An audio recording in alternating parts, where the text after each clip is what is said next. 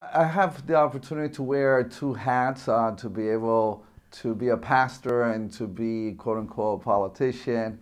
And it gives me a greater appreciation of in both roles to be able to have an experience in working in both of these roles. As a New York City council member, I understand what pastors go through.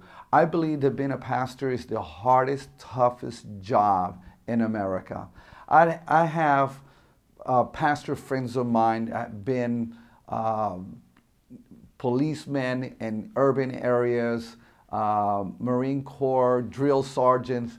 The list goes on, and they tell me there's no more difficult job than being a pastor. And here's why. Because being a pastor, you're working with volunteers. And now to be able to do this work, it requires for government to understand number one, how difficult this job is. Number two, to understand all the tangible help that churches provide. Why in the world will government work against these pastors and their congregation? It baffles me. And being a pastor, I get to walk in their moccasins and understand that it is a job filled with pressure. And also being a pastor, I appreciate the role of the council member. Being a council member, you have a lot of people with a lot of special interests trying to pull you from this side to the other side. It has made me understand that often we lose the battle at the legislation level and in government because we're losing by default.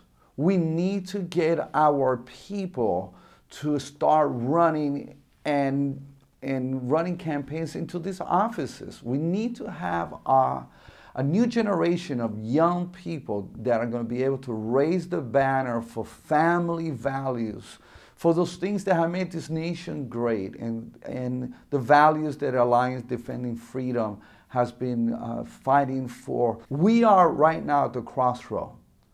I believe in America, we're in a crossroad, and we need leadership. And we need leadership not only at the spiritual level, but we need leadership in government. And our God is a God of government, and He cares about government because government brings order. Government is supposed to reward those who do good and punish those who do bad. And I think that when we start having, there's an interesting verse in the Bible that says, when the righteous rule, the city rejoices. And I think it's time for the city to rejoice. I'm hoping that we have the next generation of pastors that are going to be able to call upon those who have the skills and knowledge and leadership skills to be able to run for office. And it might be a pastor who's listening right now.